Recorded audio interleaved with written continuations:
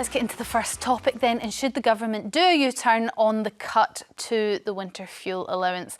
Later today, MPs vote on the controversial policy, which could see 10 million pensioners lose out on a £300 payment this winter. As many as 40 Labour backbenchers could rebel or abstain, and union bosses are now urging the Prime Minister to rethink his plans. But should he U-turn? Peter, what do you think? Most definitely. I think the soul of a nation is judged by how it treats its vulnerable. So the young, the disabled, for example, and the elderly, of which we've got over 2 million pensioners living in poverty in this country. What a stain on this nation. And to arbitrarily strip away this winter fuel payment from so many millions of people, some of whom find it a very, very crucial part of their financial planning for the winter, I think is heartless. I think they've completely misread the nation on this one. And whilst they won't U-turn, they most definitely should U-turn. Just to be very clear, would you completely scrap it, or would you just lift the bar up so more pensioners qualify for it? Because there's an argument to say that there are millions of pensioners out there that absolutely don't need it. Yeah, it's like Mick Jagger and Rod Stewart and all that. I get that kind of thing. But I've heard that many wealthy people are actually donating it anyway when they receive it. So we have to leave them to use their moral compass and do the right thing. In its entirety, it's only going to raise £1.2 billion, which in the greater scheme of things is a drop in the ocean compared to the national debt and the chronic state of our finances. Oh, yeah, this is on order just in time, Tessa, for you dropping all your papers. This is an aim of Labour to help plug this £22 billion black hole that we keep hearing about. Yeah. And, you know, do we have a point here? Does Peter have a point that actually £2 billion, it doesn't do much, really? Well, I think in the scheme of things, £1 billion is actually, or even more than £1 billion, is a lot of money. And if you're careless with your billions, and that's one of the complaints levelled by the current administration against the previous Tory administration, was that they were careless, throwing money good after bad on various ridiculous Rwanda schemes, H2 schemes, etc., that didn't manifest, that were quite patently a waste of money. So let's reset and look at how Labour have tackled this, which is where my main complaint lies. Why single out pensioners at the very get-go of your new government when you could have bundled this into what is going to be an extremely painful budget for everyone? So Labour got their optics wrong. But while I do think there might need to be some tweaking with where the bar falls, i.e. not just that 1 million set of pensioners who receive pension credit, I do think Labour are right to recognise that the richest cohort overall, the richest cohort in this country, are the pensioners. You use that very emotive word, vulnerable, and we are by definition more physically and often more mentally vulnerable when we're older, but we are not in fact statistically as poor as children. I've got the stats here. 3 in 10 children live in poverty.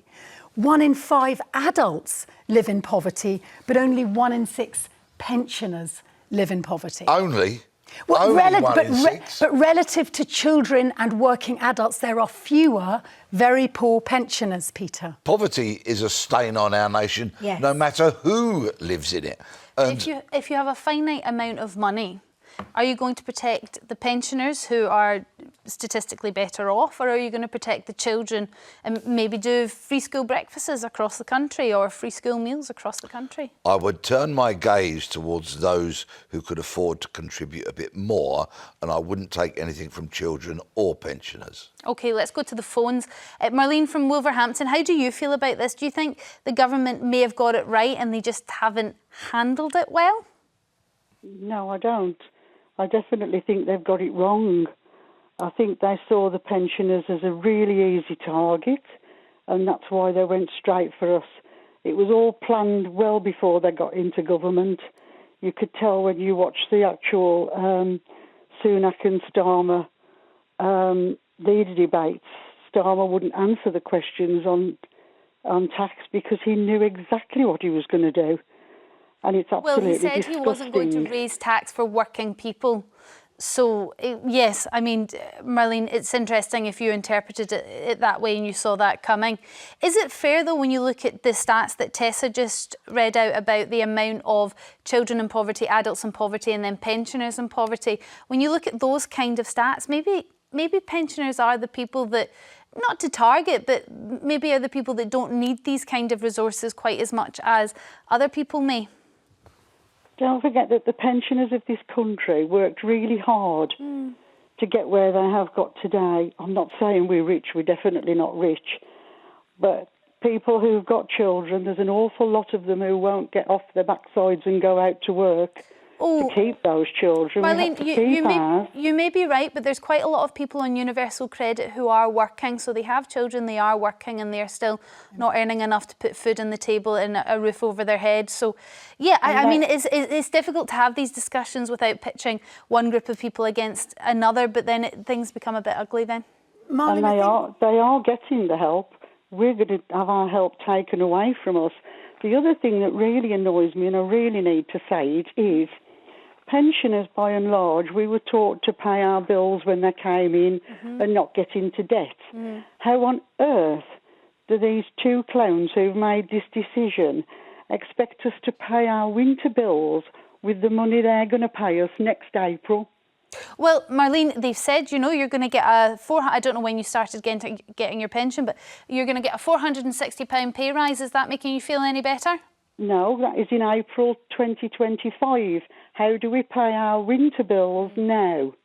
Marlene, are you one of those pensioners that falls the wrong side of pension credit, but is still the 1 million people who will be in poverty because of this winter fuel? Yes. And what will that mean for you in real terms, in terms of the way you live your life this winter? Well, in real terms, we're going to be colder, aren't we? Because we won't put the heating on because we know we won't be able to afford the bills, because that's the generation we came from, the generation who knew that they'd got to pay for what they got.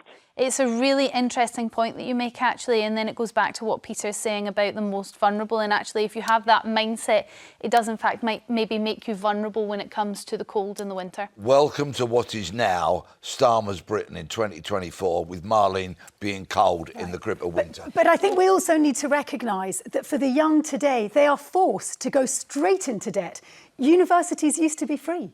Tertiary education used to be free. Debt's become a thing. Young people live in a different reality, and it's a poorer reality to the people who are currently pensioners. But maybe we do need to take into consideration the older people, the older generation's mindset, which will be different to the younger generations, particularly, as Marlene says, when it comes to debt. And Marlene also mentioned pensions increase in April. Now, for those on state pensions, you will receive an additional £460 per year.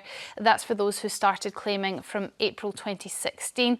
So that may sound like a lot. So here we have it, just so you can see it quite clear. We have the £460, might sound like a lot. Once you account for inflation and reduce that number, it comes to a whopping £260.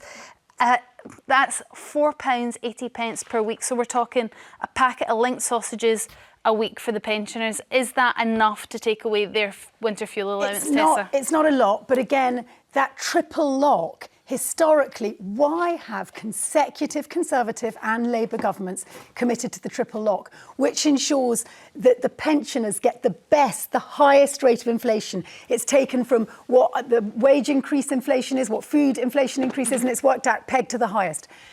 It's because the elderly vote. They also have a louder voice. While today everyone predominantly is out at work, those who sit at home have more time to complain on shows like this, to make themselves heard, to bother their local MPs. And I say, thanks to them they vote. That's, it's their prerogative. Young people could, and they're otherwise distracted. But what we have, therefore, is a system in which there are baked-in advantages for the elderly generations already. It's a system that benefits them. I'm not saying that this is right. I'm not denying that 1 million people are going to seriously feel the pinch. And I also have deep criticisms about the way the Labour Party have done it. But at some point we have to own we've got a far more asset-rich older generation comparative to the younger generation. Just to confirm, your criticisms about the way Labour have gone about this is it wasn't in their manifesto before the general election. Dishonest. So you feel it was dishonest, and also that you don't think they've got the level right. You would like them to increase that bar so that that more have a look at the pensioners means get. testing. And why single them out in July? Why not do this in October when I think we'll all be hit? You'll see capital gains tax, you'll see inheritance tax. The one person or people they've cordoned off are the working income tax and national insurance, because historically we're already being taxed at unprecedented levels. OK, back to the phones. Oh, sorry, I'll let you come in a minute. Diane from Turvine, what's your view on this one? Hello, Storm. Hello, Hannah. Hi. Sir Keir Starmer also holds his head in shame, and all the other MPs who will vote for this. It's absolutely disgraceful. I was out and about yesterday, and you know, I do talk a lot, but I went up to a couple of old age pensioners. I don't know if they were older than me, because I'm only 64, so I don't get it. But I went up to some old, and I asked them their opinion. And you know what they said? Why did he do this to us? And I said, look, you do a U-turn, I said. How do you know? I said, because there's a pro. And I said, you know, Storm, I said, one of your loyal callers, Sylvia from County Durham, she was all Keir Starmer, all Keir Starmer, vote for him and everything like that. And now, listening to her back last week, it was so sad to hear her. She's so deflated about Keir Starmer. She's so let down. You might be right, but one of the arguments for why Labour has done this is because pensioners don't tend to vote Labour, and therefore they're quite an easy target for this party. You put that along with the statistics that actually there's more people living in poverty that are children and adults than pensioners. It's starting to look like an easy decision to make. Do you really think he's going to U-turn on this? Yeah. Yes, he is, Sean. Do you think he'll U-turn on it, Peter? No, he won't. Sorry, Diane. He won't U-turn on it. It's being debated now as we speak in Parliament, despite the fact that a number of union leaders have come out and criticised this policy most vehemently, and rightfully so. I was raised to respect my elders, not freeze or starve them to death. But let's just go over which pensioners you think should retain this fuel allowance, Peter, because 27% of pensioners live in millionaire households. Yeah, but that's a staggering statistic. But hold on, we're talking about they could live in a property worth $1 million. They could live in a property worth quite a lot of money. That doesn't mean that they're, they have cash floating around to be able to pay their bills. If you are living in a £1 million property, you do not need me or you or anyone else who's working to help subsidise your heating. You can rent out a room. You can downsize. Let's just have a thought about that for a moment, shall we? Yeah. Take, for example, a widow or widower, who lives in a property worth £1 million. And there are lots and lots of properties ridiculously priced at that level in the southeast of England and London and the such like. So we have a widow or a widower with no other means of income other than their state old age pension. They're living in that big house, and you're saying you'll punish them by taking away their winter fuel allowance. I'm not punishing them. That's very emotive language. Well, you are. At the moment, we are told there's a £22 billion hole in our national finances. We are told that people can't have knee or hip operations, that people are wallowing in mental health, that we don't have room to put prisoners in prisons, that we're busting at the seams, everything is going wrong. And you are suggesting we allow a widower, again emotive language, sitting in a house worth £1 million, which means, by the way, I live in zone 2, in properties on my street are about £1 million. They have about 4 rooms, so that's 4 empty rooms. Could they maybe rent out a room? There could be some way of revisioning their life so that they can afford their heating bill. I don't think that's totally That is unreasonable. encouraging older people to downsize. And do you know what? Maybe if you are a pensioner out there, you are feeling pressure more than ever to do exactly that. And there are families without rooms who are doubling up, people living in bed and breakfast, children in poverty. But you don't have any sympathy that they've lived their whole life in these houses. They've raised their family. You can see the notches that they've, drawn their children's heights on the doors, and then you're asking them they have to sell it because you're not providing enough. What do you want to do? Force them out of their home at gunpoint, force them to sell it, Peter. stick them in a flat, whilst you're taking that other 300 Peter, quid we all off have to cut our coat according to our cloth. If I Is can't there any afford to compassion live- in your soul? Yes, but if I can't afford to live in my large house with 4 bedrooms that costs £1 million, practically it's more sensible to downsize to one that costs £250,000 and have money for my fuel bill. There you go, big state telling everybody what to do. Let's go to the phones. Ellen from Hampshire, what do you think of what you've heard so far? Hello. Yeah. I just wanted to say I think I started work at 15 and worked till I was 60, and I'm 80 years old. I'm a widow. I live alone, and my winter fuel payment is I'm losing. I've got a text on my pension. I got a letter from the pension people. They're texting me on my pension, and there's talk of the council tax single person allowance being taken. So my fuel provider gave me 2 bills this year. February was nearly £500, £494.24, and April's was £395.02. And I paid the April one up somehow, but the £494 one I'm having to pay monthly, to try and work it off. But I'm cancelling my TV licence today. So this is my last chance to speak with you on this channel. And I wanted to know that I'm not the only pensioner like it. There's hundreds of us that worked from 15 to 60. I'm so sad that you've had to do that, because obviously if you're in the house quite a lot of time, the TV provides great company, especially if you call in shows like this, Ellen. But can I ask, you said you were a widower. I'm just wondering whether you are in fact the pensioner we were talking about earlier. Do you live in a house that has more than 1 or 2 bedrooms? Is there a chance that you could downsize and get some equity out that way to help you survive? Yes, of course, anyone can do that. Not everyone owns their own house, Ellen, so you're in a fortunate position if you can. I know, and if people had their way, they'd be having me taking people that have come into the country on boats. But I lived in this house with my husband, and I had no wish to move. I've always paid my way. I never take HP. I've always paid cash on everything. So I understand what a previous caller's been saying. I just don't see why I should move. How would you tell Ellen that she needs to move in order to get money out so that she can start paying her bills? Hi, Ellen. I don't want to tell Ellen to do anything, but if we believe that this country is in a dire financial situation and we're told that those with the broadest shoulders must bear the burden, we homeowners are sitting on an asset.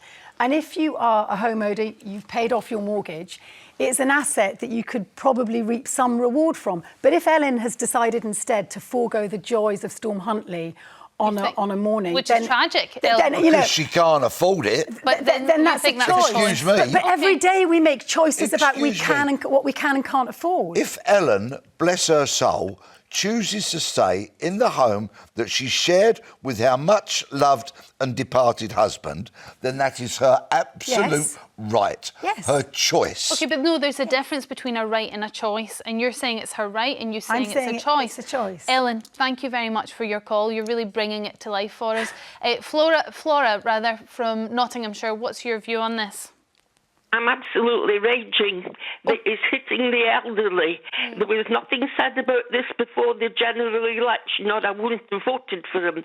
But all Tories have got to do next time is reinstate the winter fuel allowance and also give us back the free TV allowances and watch how fast Keir Starmer loses his majority. I'm really angry. That's interesting, actually, that you think that this could be the death knell for them. But is that the best way to govern a country, Flora, for all the citizens in that country?